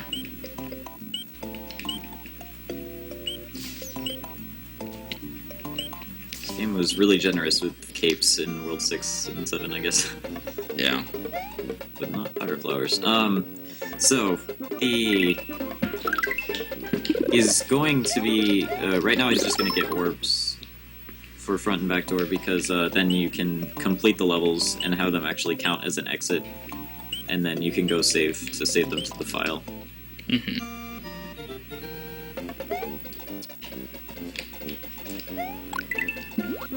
Yeah, Dode, but I have the midway point, and that's why I couldn't use Chocolate Island 5 as the way to get a Flower quickly. flower. So, just like in Yoshi's Island 1, you can get orb here by item swapping with the chuck. Like that. So in that So case, that's one down. what he did was he burned the shell and turned it into a coin just as he was dismounting, and then Yoshi's tongue grabbed the coin. He grabbed the coin off of Yoshi's tongue, and the chuck swapped onto it. It all happens pretty fast, but the result is Yoshi eats the chuck, and you get an orb in your item box. And that, when you touch it, finishes the level. So the light's gonna glitch out in a little bit, which is always entertaining. Yeah, so this level has like a light gimmick, a darkness gimmick with like a light switch, and it causes weird flickering there when you finish it like that.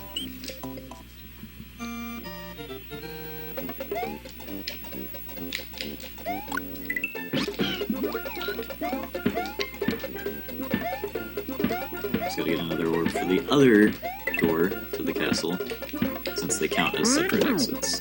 Yep.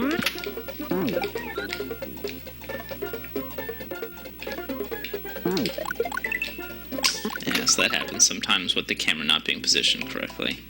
Yeah, so the chuck has to load after he collects the coin on Yoshi's tongue, but before Yoshi's tongue fully retracts. So it's a pretty tight window, and the chuck loads based on when he comes on camera, basically, so you have to scroll the camera to the right to spawn the chuck at just the right time. Yep. And I killed that first chuck so I don't run into him once I get the orb, so I don't lose it. Okay, I'm just gonna start over. If you miss the coin, you can't really like use it anymore because it moves on its own to the right, and then it's out of peak. You can't get it back to the position you need.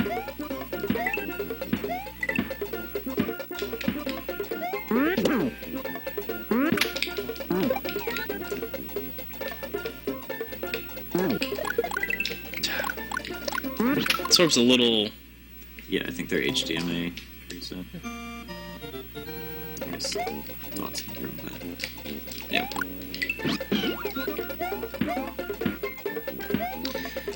So this orb's a little more tricky. It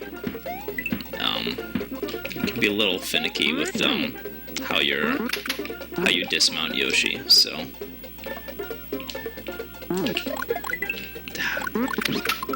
yeah, because it depends on how soon Yoshi grabs onto the coin, and if he doesn't grab onto it far enough out, then I won't get the item swap. Yeah, it's actually pretty tricky to set up an item swap because it's like Yoshi's tongue also changes heights whether you're touching the ground. Like his tongue goes higher when Mario's in the air than when Mario's touching the ground for whatever reason. And since you're sort of you're falling onto the ground while you're doing that, his tongue is like changing heights while it's grabbing the coin. And so there's a lot of factors. And also with that setup, there's a chance that I will take damage during it, I hit up game, and which will crash the game. I didn't want to mention it because I really didn't want it to happen. So I was just not going to mention it. There we go. Oh, you still have to do dinosaur. Yeah, but that one doesn't crash. Well, unless I enter at the wrong time, which we'll start getting into in a little bit. So the reason the game crashes if you mess that up, if you take damage, is because the effect that it gives you when you swallow the chuck is based on Mario's current power-up state. So you get Orb if you're Fire Mario, but if you're Small Mario, it does other weird stuff. It ends up like jumping the code somewhere where it, it ends up corrupting the like pointer or whatever, and you just end up crashing the game. Yep. And as stated before, the normal exit path from Star World 5 does not work, so that's why I had to take the long way around. Right. So it looks like the path is there, but if you try to actually walk, Mario just won't move. Because we messed up the exit earlier. Again. Part of the run, I guess. That's fine. Always part of the run. Okay. Don't kill me, thank you.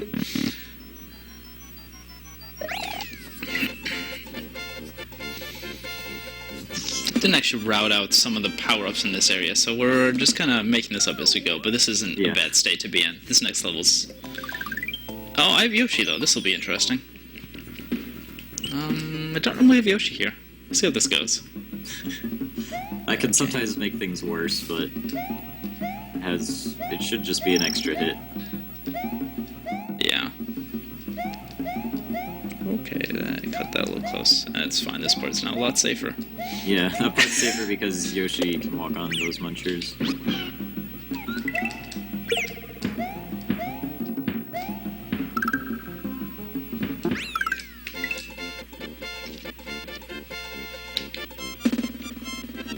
Yeah, the game enables directions only when you take the path initially. Okay. Except with the case of pipes, like this path you just walked down after going through the pipe there. I think that one is always active. And well, it's active until you take it, regardless of the exit. I think that's how it works. Okay, we're now going to finish up the rest of the intended exits. And then we'll get to craziness. I'm bad right now. Do I need that? Yes, I do need that.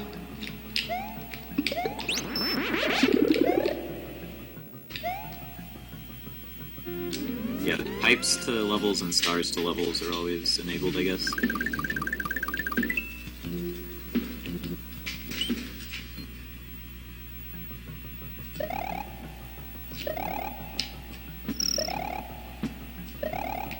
It's actually possible to break other overworld paths as well. It's possible to get a secret exit in Yoshi's Island 2. It doesn't count as an extra exit. It just triggers the same event that the normal exit for Yoshi's Island 3 would have triggered.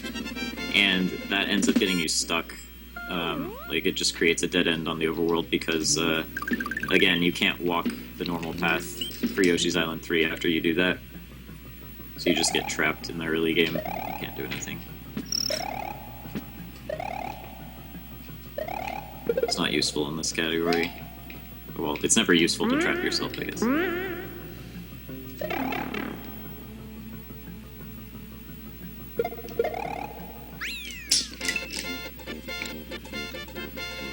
Okay, so let's see, where are we at? We have 1, 2, 3, 4, 5, 6 exits left. One of them is unfortunately one of the slowest exits. We have 2 quite slow exits coming up, but Yeah. then we get to have some fun.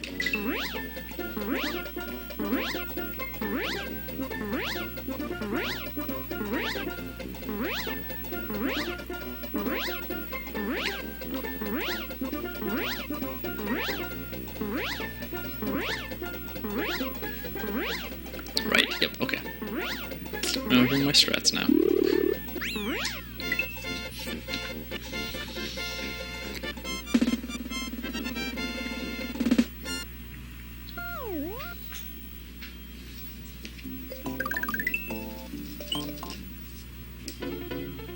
Yeah, some of the new research, or research is probably the wrong word, some of the new discoveries about how we can manipulate like exit values and stuff like that for like normal and secret exits, and the submap warp and all that stuff. It's kind of opened a lot of potential. So it's nice to know all these details about how level tiles work and how exits are triggered and things like that, because it's of interest to the extra exit community, I guess. Yeah. It's only a tiny sub-community that heavily relies on the task community. Yeah, it's a handful of people. I think this category is really interesting because it shows off such a different way to play the game that you don't really see in any other category, unless you count zero exit, but that's like ACE, so it just feels like you can do anything with that, you know, and it feels not restrictive enough. This one is interested because you're so limited. And you can still do crazy glitch setups that lead to interesting things. Yeah, so Funky Secret is pretty funny because there's like a setup to another setup to another setup that allows you to get a secret exit. Yeah. It's a lot of layers of setups to finally give you what you want. Are we actually gonna get a fast res run because I'm paying attention? Almost. It's called Boo-Boo.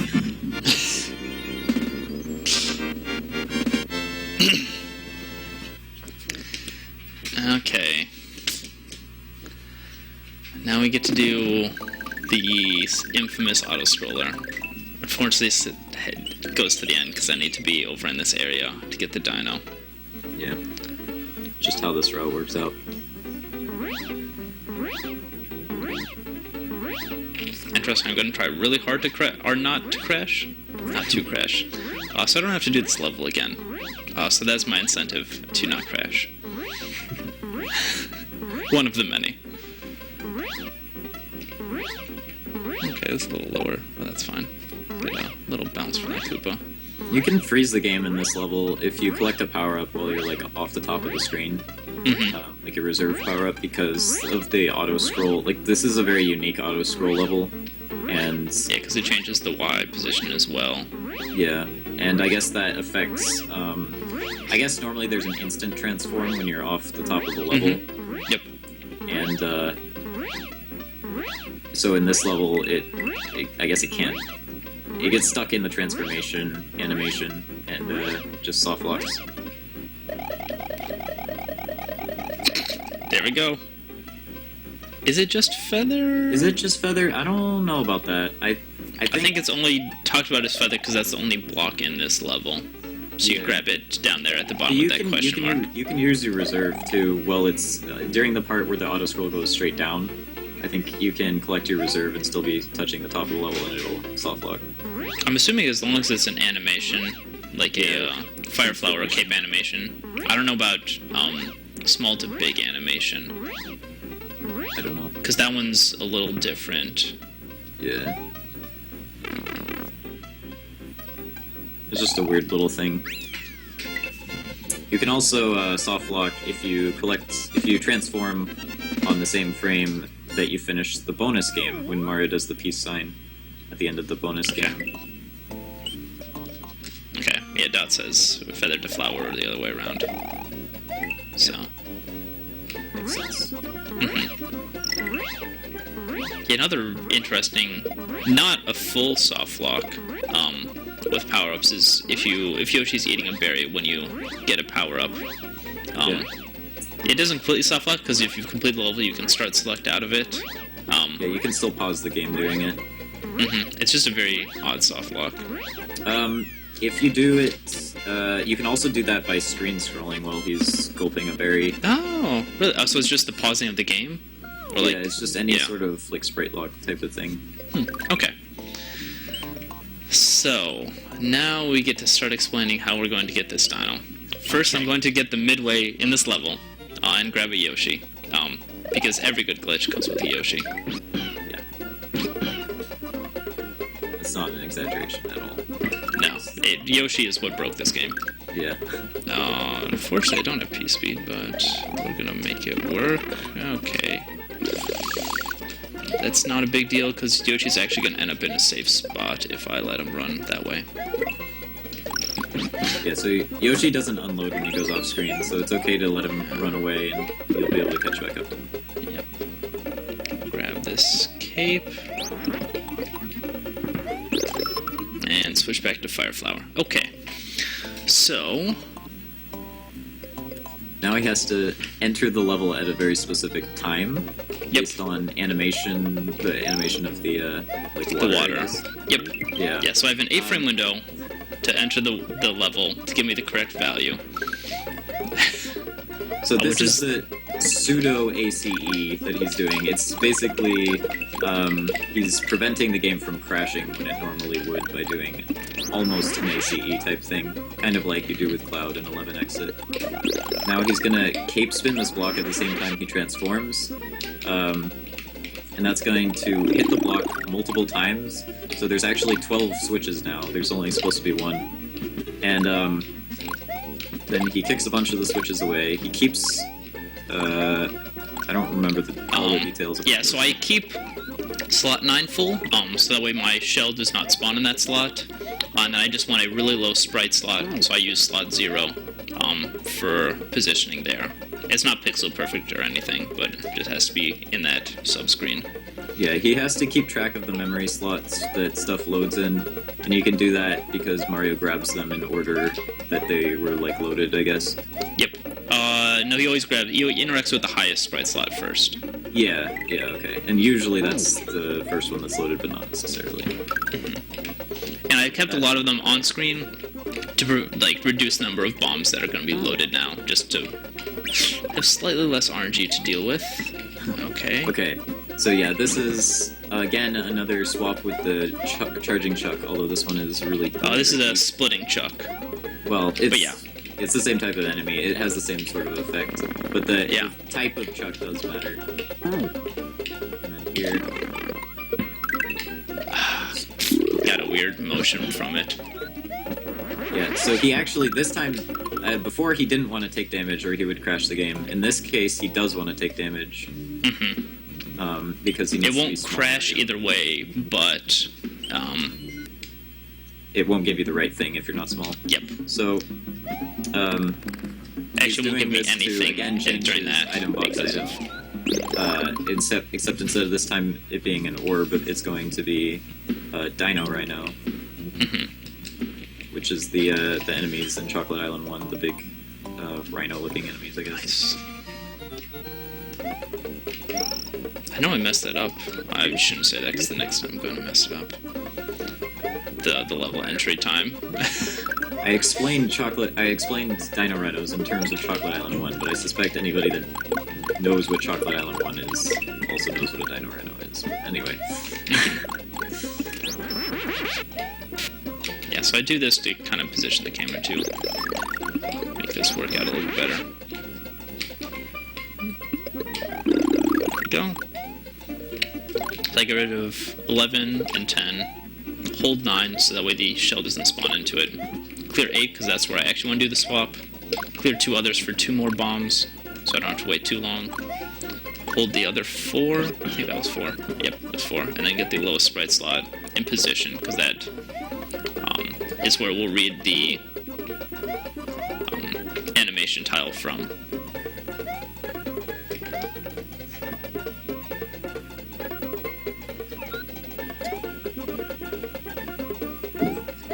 Yeah, Chucks run the power-up routine, but it corrupts the pointer. Well, it reads garbage data to determine your item box value, but it also corrupts the pointer for the jump to update Mario status, and that can either cause the game to crash or do other weird things. Mm-hmm. Okay, so I'm slightly less rushed this time.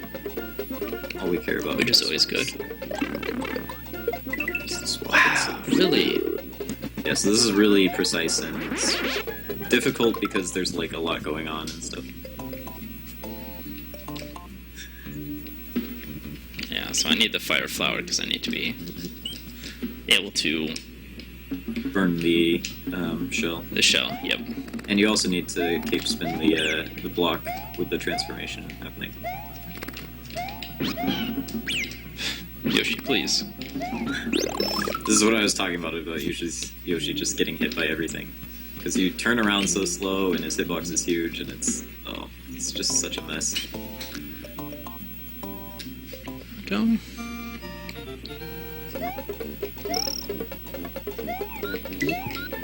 Yeah, and so I said before that I have 8 frames to hit the animation tile, but actually the value changes before the animation updates. So there's actually only 7 frames at which that animation tile is correct. The 8th time it is the incorrect value. Yeah, there's only 7 frames for the visual cue or visual indication that you. Yeah.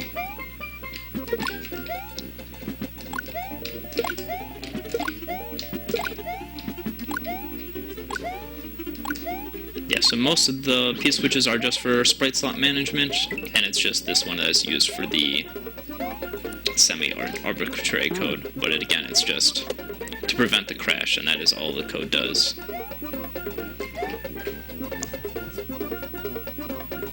Arbitrary code, not execution.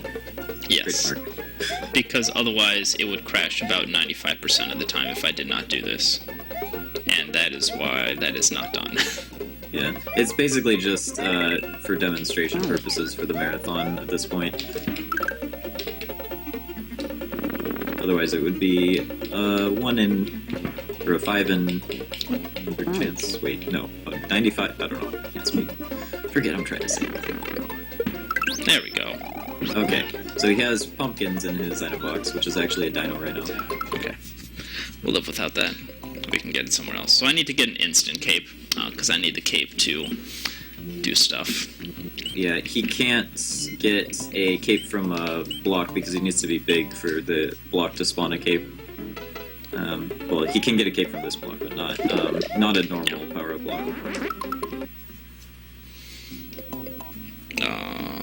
That's not where I wanted to walk. So the glitch that is being set up is to get a secret exit in Funky, which is the last special world level. You normally can't get a secret exit in Funky because typically to trigger a secret exit you need a key and a keyhole, and Funky doesn't have a key and a keyhole.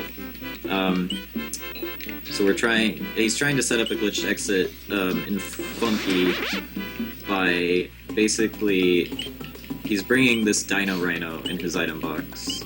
And then he's going to use Stun Glitch to spawn.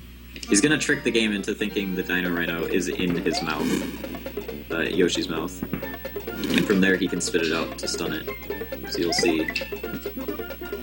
So Here I'm going to do, Yeah, go ahead. Do a similar thing like I did with the power-up, except I would do it with the screen scroll, and it's a 2-frame window to get that. So I get this sprite in my mouth. And then load this sprite in the same sprite slot. And I make a keyhole. Yeah. So he got the P-switch in Yoshi's mouth, then he released the dino and it replaced the P-switch that was in Yoshi's mouth. So then the dino was in Yoshi's mouth. Then he spit out the dino, it went into this like glitched, stunned state, and then it ran this like code that caused it to spawn a new sprite, as if it were trying to make a Koopa pop out of a shell.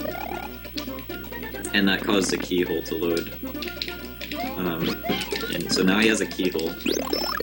Then he has to item swap that Chuck, and that item swap is really scary.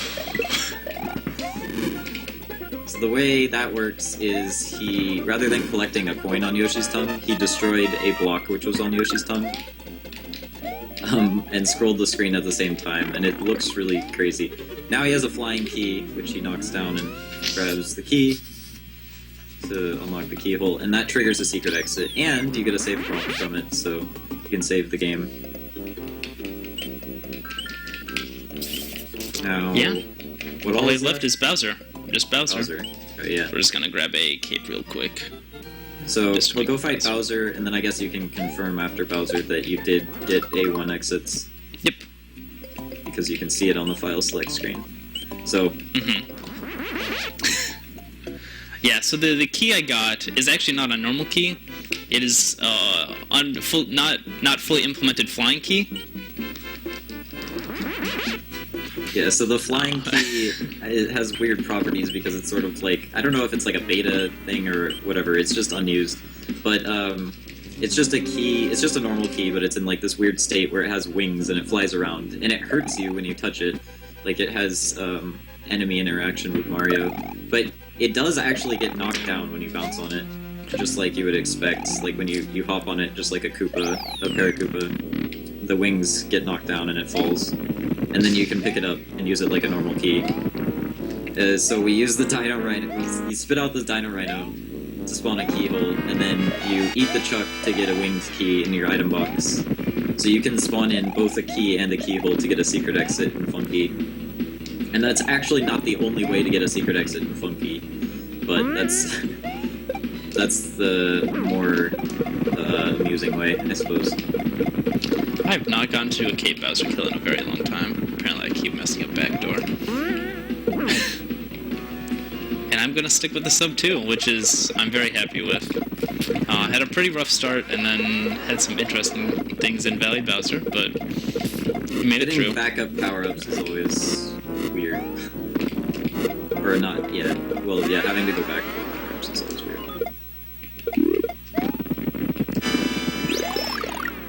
Okay, so here you actually... Oh, right. Well, I guess we could explain the Bowser's fun stuff. I completely forget about this stuff sometimes. Yeah, so you can actually skip one of Bowser's animations where he throws the second bowling ball. Normally in this phase, he throws... he throws 2 bowling balls at you and then throws the Mecha Koopas. But by doing that, he skipped the animation for the second bowling ball. Or he skipped Bowser from throwing the second bowling ball altogether, which saves a little bit of time. You actually have to keep a Mecha Koopa around from the first phase in order to do that, so you have to wait like an extra cycle, but it still ends up saving time for... Yep, it saves time on that bowling ball skip. It also skips 2 bounces on this phase. Gotcha. Yeah, so Bowser's like timers for his animation are like don't stop when he's being hit, I guess. So, like, his different... And time's coming up, but I'm sure Seathorn knows where this time is. And there's time. Alright, awesome job. Good job. Thanks. Okay, and not to waste our time, because I know we're running a little bit behind, I will reset right now. Yeah, so there's we no can autosave after beating Bowser, but he saved before Bowser, so it should still save. Yep. So when I go here, we can see that I have A1. Completing all A1, and then I've also done an ace to get the maximum 255 exits. I'm gonna do real quick shoutouts because I know audio cuts out real quick. Shoutouts to Nathan for helping out with the commentary, Switch Palace Corner for helping me figure out some of the initial routing, Mr. Cheese for the Dino Swap, and mostly SMW for some of the new exits and routing stuff for that. So really big thanks to them. Thanks to everyone. Good job on the run. Thank you guys for watching, and don't forget to donate for the cancer research.